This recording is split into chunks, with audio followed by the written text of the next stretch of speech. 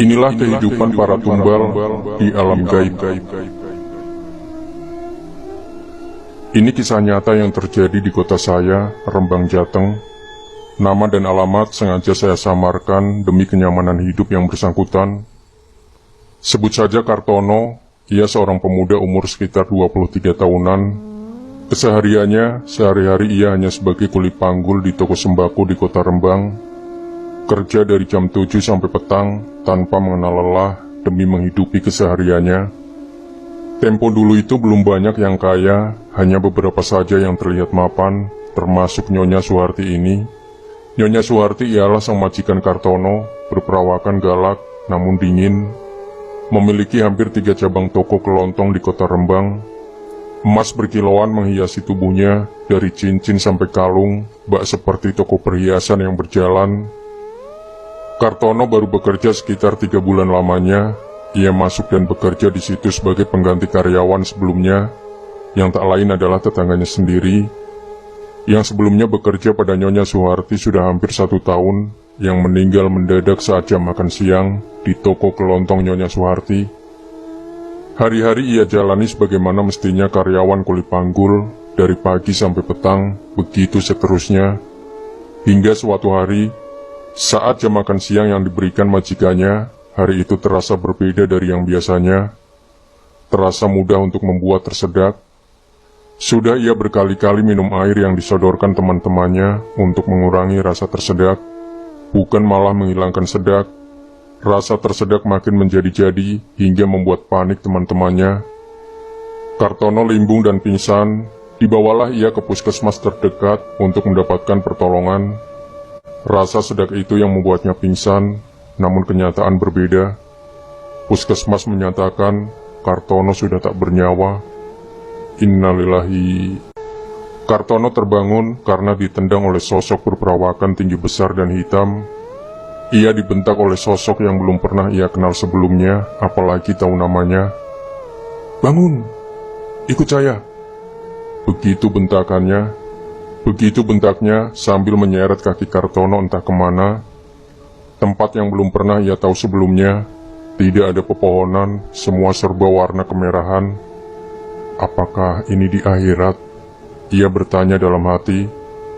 Ingin sekali ia tanyakan kepada sosok yang menyeretnya. Namun ia urungkan, sebab ia tak berani menatap mukanya yang seram dan kejam. Selama perjalanan, ia melihat beberapa orang jenis manusia lalu lalang, dengan tampang lelah, seperti ada yang bekerja, entah memikul sesuatu. Ada pula yang menjadi penarik kereta, ada yang selalu mengempel lantai. Ada juga yang bertugas tiduran di depan WC, hanya untuk menjadi keset. Ada pula segerombolan manusia yang dicambuki, sampai berdarah-darah.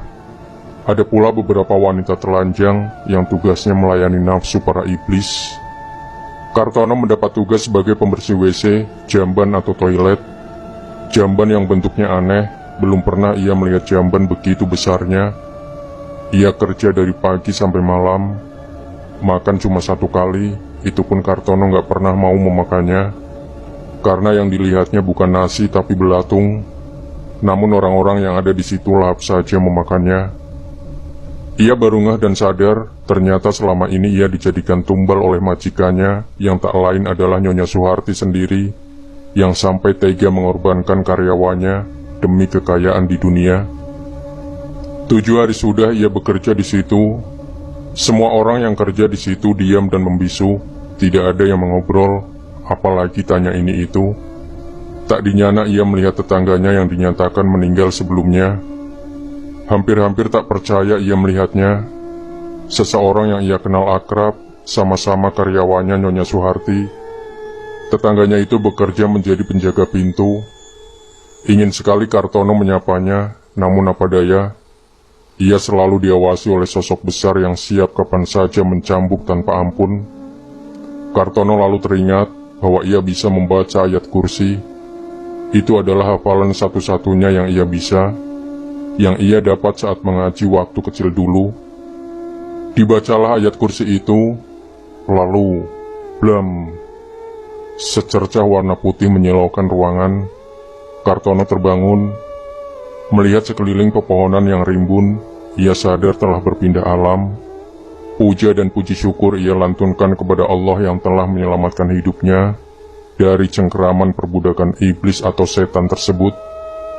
Bergegaslah Kartono kembali pulang ke rumah dengan pakaian compang-camping, pun tubuh kurus seperti keadaan orang yang terjajah kompeni.